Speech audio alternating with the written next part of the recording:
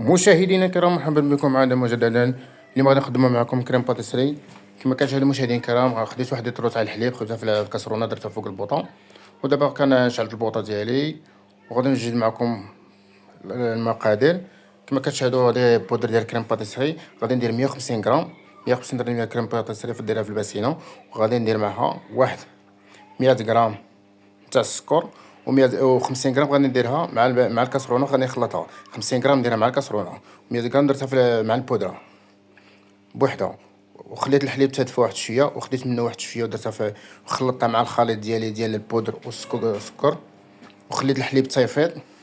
من يفيض الحليب غادي نخوي عليه الخليط اللي خلطته بوحدو، غنخويه كما كتشاهدوا المشاهدين الكرام. خلطته مزيان وغادي نبقى نخلط حتى يعقد الخليط ديالي على الطريقه هذه. طريقه سهله مهله، ان شاء الله تنال الاعجاب ديال جميع المشاهدين الكرام. كما تشاهدوا دابا بعد ما خلطت الخليط ديالي غادي نحيدهم فوق العافيه. غادي ناخذ واحد معلقه كبيره نتاع الزبده، وغادي نزيدها الكريمه